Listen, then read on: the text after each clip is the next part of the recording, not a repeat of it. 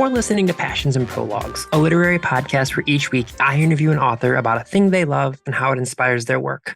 I'm your host, Adam Sokol, and today's guest is Christina Henry, author of the brand new novel, Good Girls Don't Die. You may recognize Christina's name from a number of her New York Times and national best-selling novels like The Girl in Red, Lost Boy, Alice, Red Queen, and so many others. I adored her book from a few years ago, Horseman. She writes just phenomenal stories and ones that are going to keep you on the edge of your seat for a variety of reasons. Good Girls Don't Die is a book that during this discussion you'll find we talk about very, very little. And there is a very specific reason. It is a super twisty thriller. It tells the story of three different women, and they find themselves trapped inside basically stories that aren't their own. They wake up in completely foreign and strange situations and have to figure out why they are all in the situations that they're in. And that's kind of all I want to tell you about it. You have to read this book. You're going to absolutely love it. But again, we keep the discussion of the plot very, very minimal because this particular story is one that you just sort of want to go into blind. What we do spend a lot of time talking about is Christina's love for film, especially samurai movies. And this is why I love doing this podcast. A lot of times I have discussions with authors about stuff that I do know a little bit about or a fair amount about, depending on what the discussion is. I do not have a lot of experience watching samurai movies. So this was very, very educational for me. But we also got to nerd out about some shared passions about different stories and movies, including The Iron Giant near the end of the conversation, which I absolutely love. We had a blast. I have gotten to interview Christina a few times in the past, but it had been a while. So it was really, really nice to catch up. Because we talk so little about the book, I'm going to give you a book recommendation that is also another Christina Henry book. It is Near the Bone. Near the Bone is equal parts thriller, mystery, and horror. I freaking loved this book. It tells the story of a woman trapped on a mountain as she tries to survive more than one type of monster. You will be holding your breath the entire time. It can be a challenging read, trigger warning for domestic abuse and violence towards women, to be sure.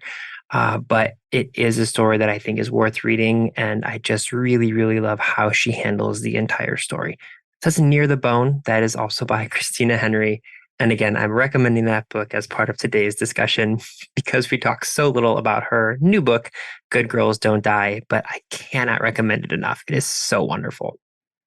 If you would like to get a hold of me, you can always find me on TikTok, Instagram, and YouTube at Passions and Prologues.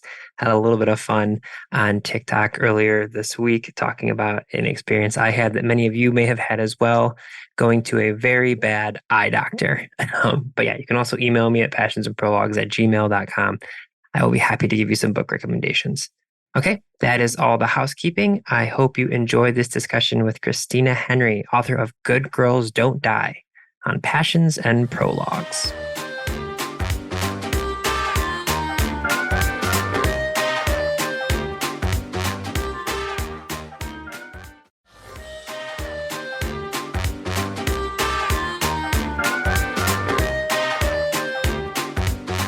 All right, Christina, what is something you are super passionate about that you would like to discuss today? Well, I'm a big movie lover. I actually, in normal times when I'm not extremely super busy, I actually do a movie podcast with my friends called TMI, Confessionals of the Nerd Kind, where we just talk about different movies that we like. But I think after horror movies, my favorite genre would be samurai movies. First off, Confessions of a Nerd Kind, just phenomenal. Really great work by you all. Great job. What was do you remember like your introduction to samurai movies in general? We just got, so we'll do the samurai stuff because full disclosure for people who are listening in, we are recording this on November 2nd. So it just got done sort of being horror season. So let's do the samurai stuff. So do you remember when you had your introduction to samurai movies? I think like a lot of people, I grew up in upstate New York and in the long ago times when there weren't that many channels on TV and, you know, you had to use a dial to turn it to find the next channel. And there was a channel, Channel 9, that ran a lot of um, like older movies or like imported movies. And I'm so sorry. Can you hear that leaf No, blower? you're Okay. good. No, you're good. I'm sorry. Um, and there were a lot of they ran a lot of Godzilla movies. They ran a lot of black and white films, and I remember seeing um some samurai film on it that channel at different times of the day. I don't remember specific films. The film that I probably fell in love with first as an adult, and I think this is fairly obvious, is Seven Samurai by Akira Kurosawa. It's not really necessarily the easiest one to fall in love with first because it's like a 4-hour epic, but I loved Toshiro Mifune in that film. I loved everything about it. Mhm. And I think that really started um, kind of, yeah, like an affection and obsession. I love, love, love samurai films. Mhm. It's interesting. The reason I asked like when you first discovered this, because I think especially for the types of pop culture we all ingest, I do think there's like these seeds of it that are dropped when we are very, very young. Like I remember weirdly, my best friend, his name was Kurt, his dad was in our minds like big and scary. He was probably like 5'10", but when you're 6 years, Right. everyone looks giant. And he worked at the like steel factory, he worked like long hard hours, and so when he had to watch us, he was like, I'm gonna put you in front of a TV and you're gonna watch it. And he had us watch The Good, the Bad, and the Ugly, which Mm, for those who don't know is also like a 4 hour, but it's a western. yes. In my mind it's like 9 hours, but I think it's four. And like we watched like the whole thing as 6 year olds because we're like afraid to move because we didn't want to upset him. And now I'm absolutely drawn towards like long epic-y like westerny type movies, and it's like I don't know. I feel like that is very much stuck in my brain. It's like, do you remember how old you were when you first started seeing these, when you were watching these movies in the, like you said, the kind of channel that would have these, which also is rare to have a channel like that. Well, I mean, it was like a local channel that just ran, I think, random things that they could get a hold of. I don't Yeah. think it was like any kind of concerted programming. I think they were just like, we paid some money for this thing and now we're just going to stick it on here. I was a child, probably like between 6 and 10, I would say, when I first saw a lot of those movies. It's funny that you mentioned The Good, the Bad, the Ugly, though, because I'd be very remiss if I didn't tell this story. So my absolute number one all-time favorite samurai film is Yojimbo, Mhm. starring Toshiro Mifune, directed by Akira Kurosawa. This is a theme. And the film is a lot of people in the West think that Yojimbo is a ripoff of A Fistful of Dollars Mhm. by Sergio Leone. But in fact, it is the other way around. um, and I read a joint biography of Mifune and Kurosawa several years ago. And the story of how Fistful of Dollars came to be is actually in that biography. And what happened was Yojimbo came out, Leone saw it, he was a huge fan of the movie. And according to people who worked with him, he literally took the film frame by frame through the moviola machine, which is a machine where you like can look at each frame of Mhm. again in the olden days when we had film instead of digital. And he made Fistful of Dollars functionally a shot for shot remake of Yojimbo.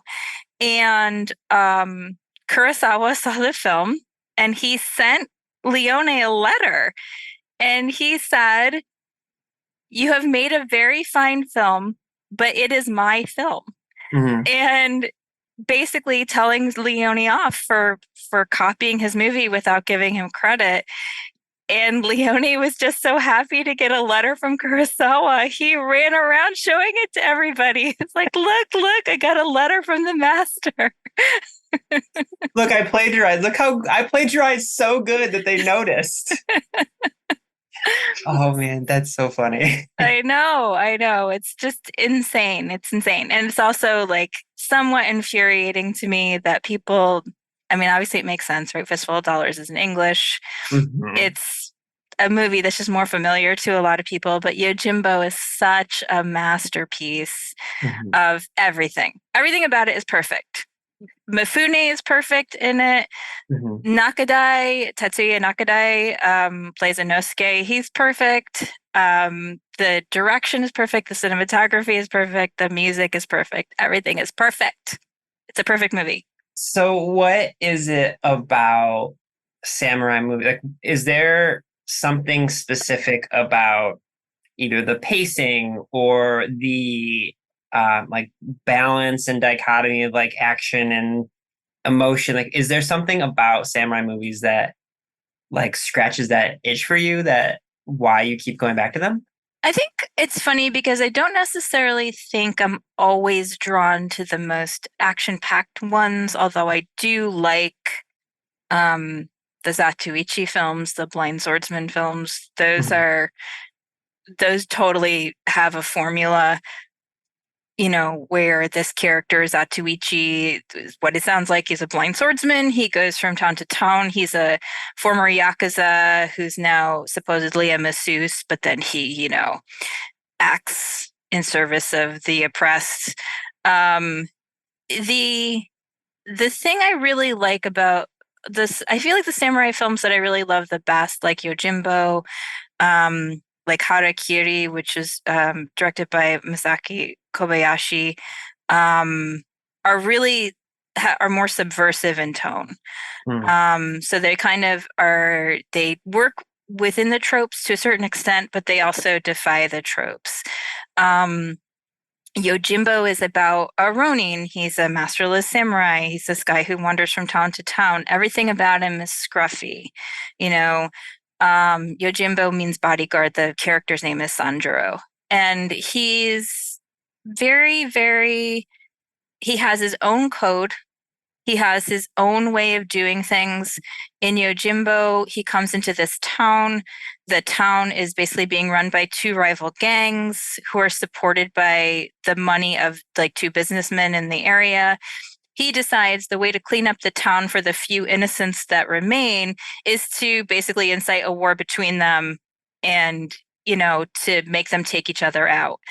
And he doesn't really want money for this, and he doesn't want credit either. He just feels, according to his own code, Mhm. that this is something that should be done. In Harakiri, um, it's basically a story of revenge where a father gets revenge on um, a group of samurai who forced his son to commit suicide.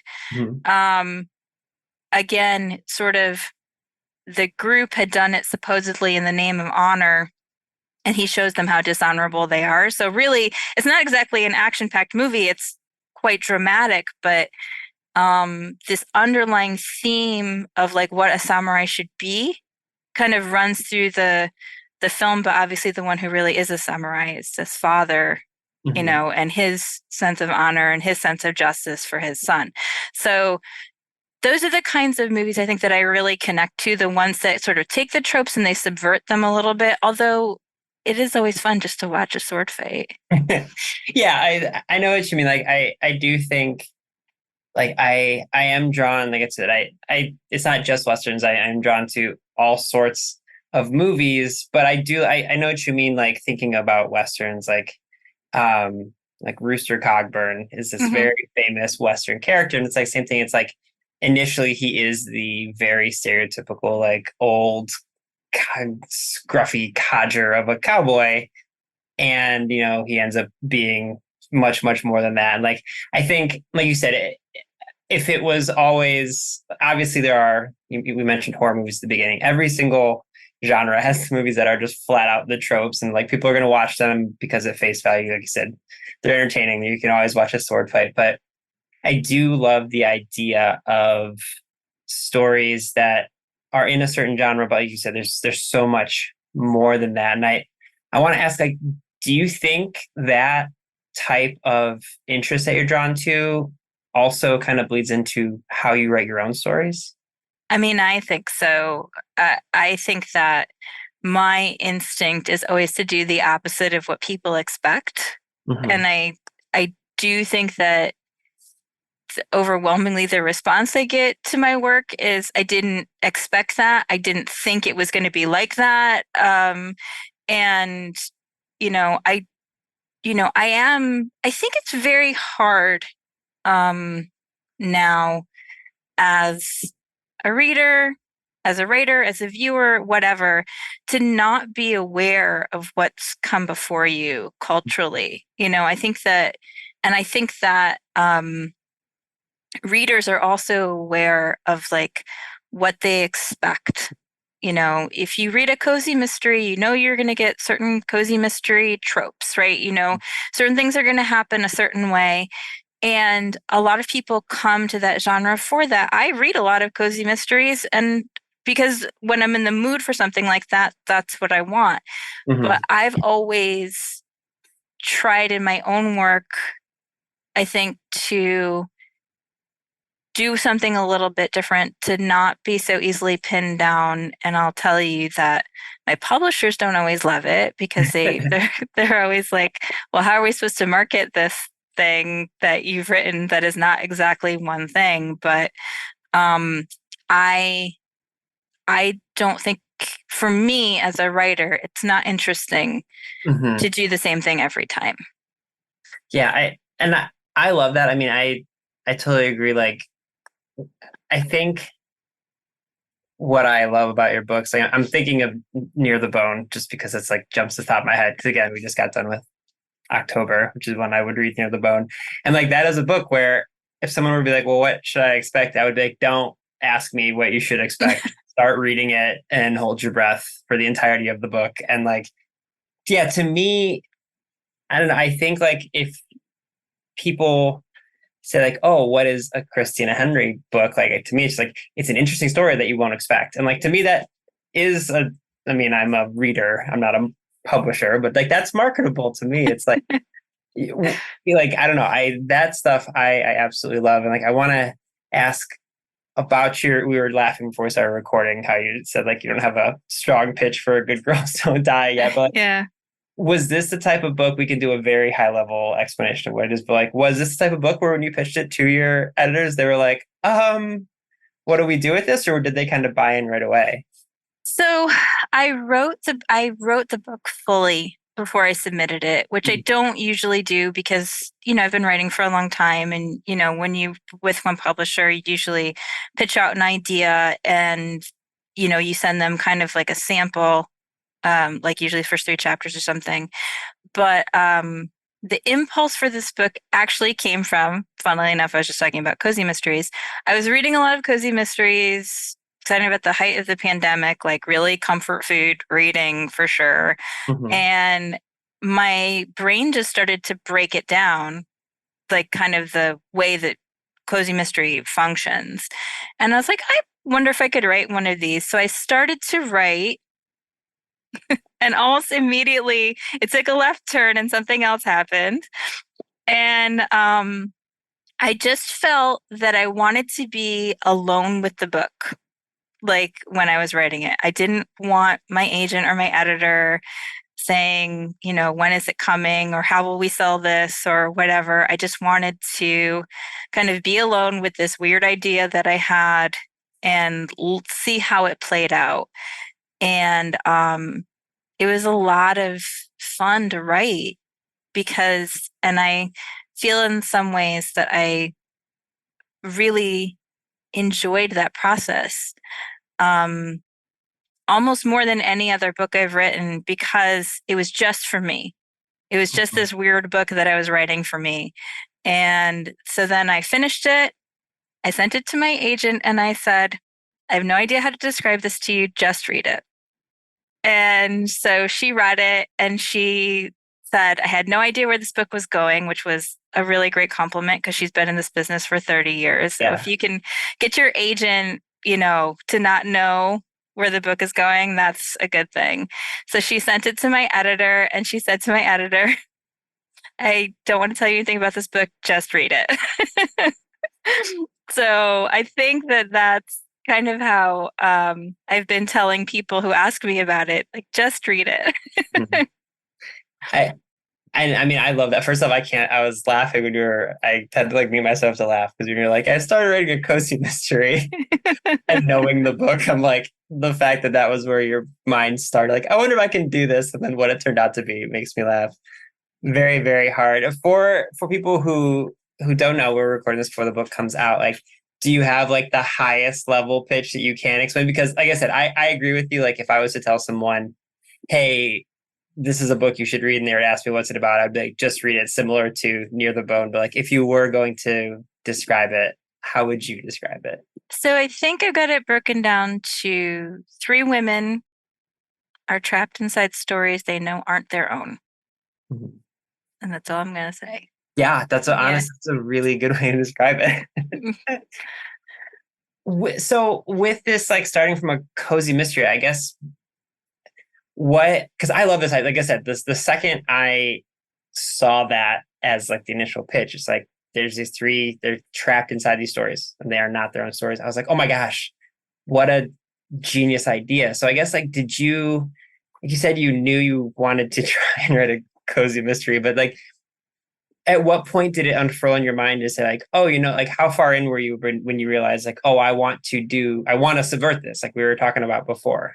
Like 3 or 4 pages. Like it was Yeah. almost immediate. I was like, oh, no, this isn't at all what I thought it was. And I mean, the opening of the book is this opening that I started with, like Mhm. nothing changed. So if you read the book, you'll realize, like, pretty quickly something's off kilter. And I just think like I said, I feel like I have something contrary in me. My impulse is Mhm. always to do the opposite of what people expect. And, you know, I hope that people go with me on Mhm. that. I hope that they kind of like get in that kind of free falling spirit and say, I don't really know where this is going, but um, I hope she pulls the parachute before the Yeah.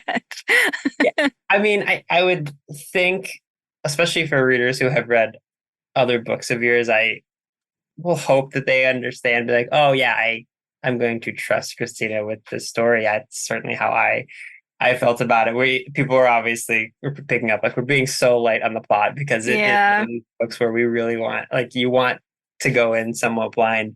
Um, Along those lines, like going into it blind, to get back to like your thoughts on movies, do you go into movies blind? I do. I don't read reviews. I'm not interested in anyone else's opinion. Hmm. I do like previews. Hmm. But I heard a great phrase a long time ago about expectations, and expectations are resentments under construction. Oh my God. And I was like, you know what? That's true. So I try not to expect anything, even Hmm. if I've seen a certain thing in a preview or whatever. I mean, a lot of times I'll pick up a book, and if it's an author that I know, I Hmm. won't even read the back cover copy. I'll just get the book and read it because I, I don't want to have any expectation about how things are going to play out. Hmm. Um, and I try to be very, very open when I'm watching a movie or when I'm reading a book, um, because a piece of art isn't meant to be viewed in like a 3-minute trailer Hmm. or in a back cover copy. I don't think you can make any decisions based on that. Yeah. It's meant to be seen as a whole product. That's one of the reasons why I still like to go to the movies when Mhm. possible, because when you're at the movies, you're giving the movie your full attention. You're seeing it the way the filmmaker meant you to see it.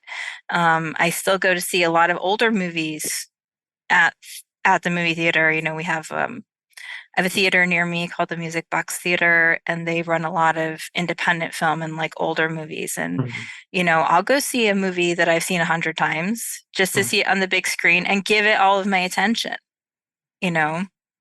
That's super interesting. What is can you think off the top of your head like your favorite movie going experience for one of those older movies? Um, pro- I think there's a couple for different reasons. Several years ago, I saw the Texas Chainsaw Massacre there.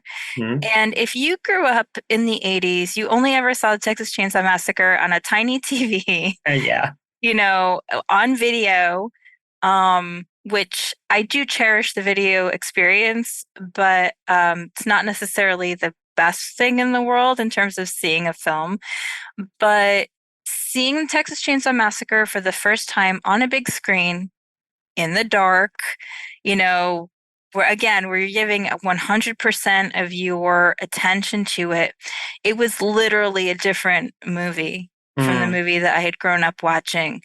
Um, and so much more powerful, I think, because especially horror movies, when you watch them in the theater and you're feeling everyone else's tension as yeah. well as your own, you know, it's such a great experience. Um, on that same note, um, I saw Bubba Hotep, which is one of my favorite movies, directed by Don Coscarelli. Mhm. When it first came out, I actually saw it at a theater here in Chicago, and Bruce Campbell came Oh my, um, yeah. with the film to and like did a little Q&A, and it was really, really cool. And then this was like before he became Bruce Campbell, like Yeah. convention guy. So after the film, he was just kind of standing out on the sidewalk talking to people. It was like really cool, like very casual. But then about, I guess it's got to be 3 or 4 years ago now, Don Coscarelli came here Mhm. and showed Bubba Hotep at the Music Box Theater, and he was promoting his biography, his Mhm. autobiography that he'd just written. And my son was old enough to go to the film with us, which was great because he got to see it for the first time on the big screen the way my husband and I had so many years before.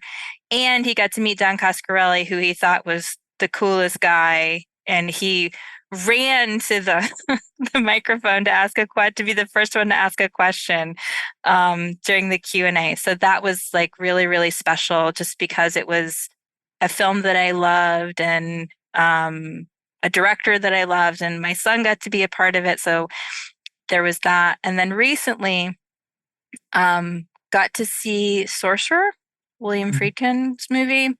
I don't know if you're familiar with it or not. No, Um, exactly. No. most people, I think, know Friedkin for like French Connection and The Exorcist, and Yeah. that's it. So Sorcerer is this movie that he did after The Exorcist, and it's based on a book. And now the name of the book has just escaped me at this moment. But it's about a bunch of men who've committed different kinds of crimes in different places who end up in South America in this obscure little village working for this oil company. And they need to go and get nitroglycerin and Mm, carry it across the jungle, which, as you know, nitroglycerin is very, very unstable. yes. So it's a very, very tense movie because these men are driving these trucks with like crates of nitroglycerin in the back through jungle in like the most ridiculous, set of obstacles coming up Mhm. in their way. Um, Such a good movie, like so much tension.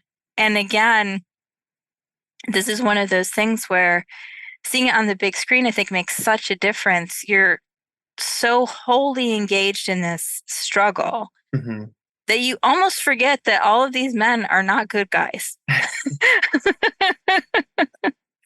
I I keep laughing about like we were talking about how these films are meant to be seen, and there's all this dialogue, especially now. Like I mean, obviously TVs that we have now are gigantic, but there's all these like this dialogue where all these directors are constantly like Christopher Nolan is like one of the most famous ones. Like, you have to see the movie in this specific way. And like, I agree with you. It is a different experience. But the reason I'm laughing is because I know that directors are saying that now because like so many people will watch it on their phones or their tablets, whatever. But like the reason I was laughing is I was thinking back to when you mentioned Texas Chainsaw Massacre. Like I remember Friday the 13th nights, like watching with my friend Kurt, like, we had those same thing, those local channels where it'd be like hosted by a generic local person.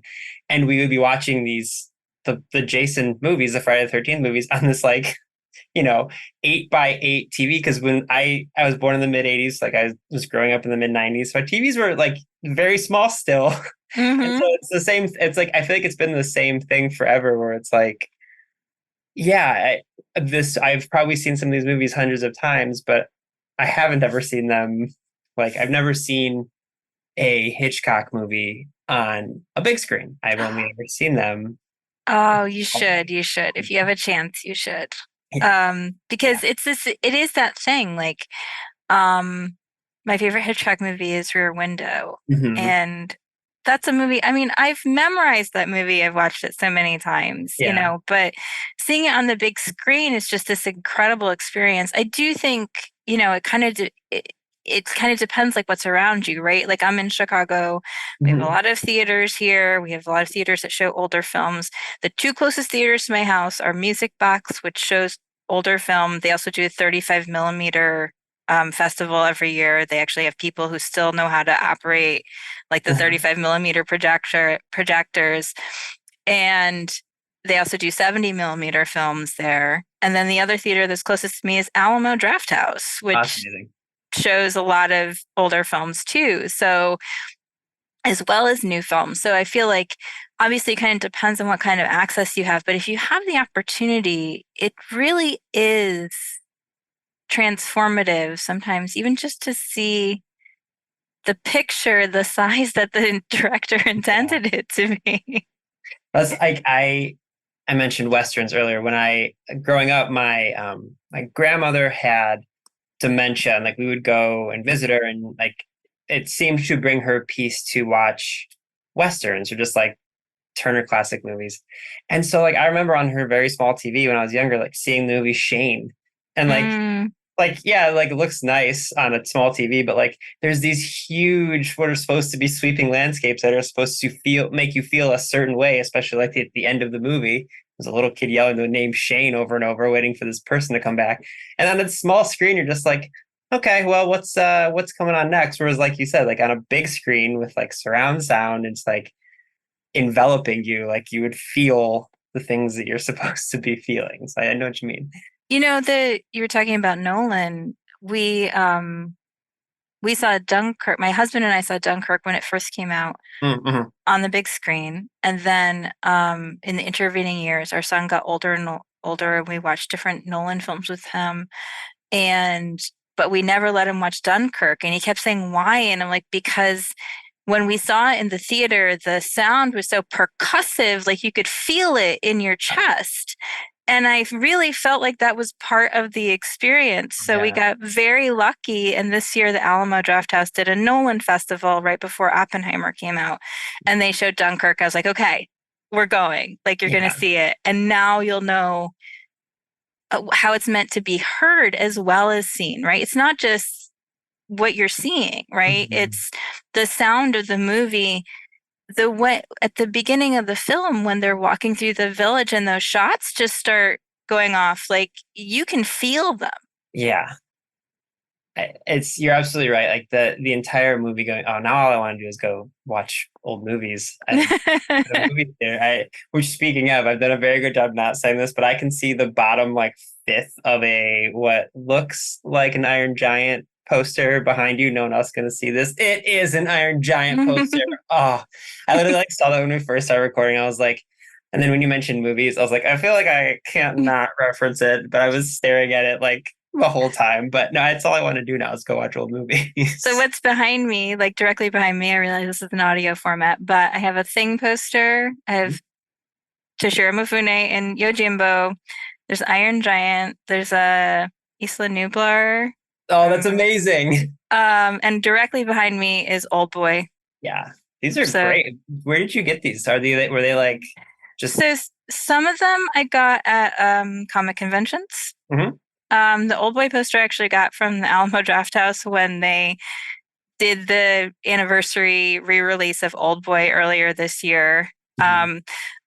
When we'd actually gone to see a different film. I had my tickets to see Old Boy the following week, and I walked out, and on the counter they had the Old Boy poster sheets, and I was like, "Can I have one?" And they were like, "Yes, they're for people to take."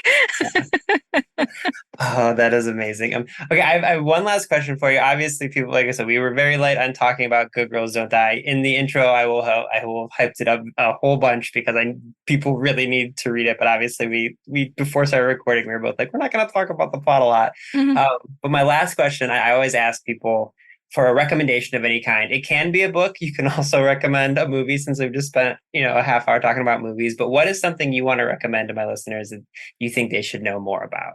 Can I recommend two things? Absolutely. Yeah, okay.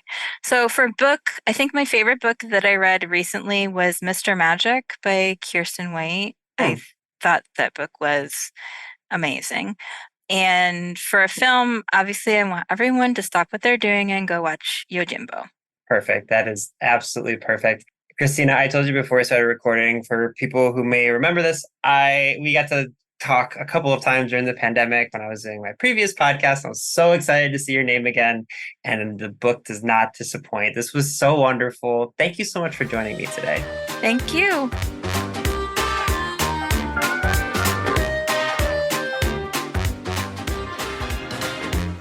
Passions and Prologues is proud to be an evergreen podcast and was created by Adam Sokol. It was produced by Adam Sokol and Sean Rule Hoffman. And if you are interested in this podcast and any other evergreen podcast, you can go to evergreenpodcast.com to discover all the different stories we have to tell.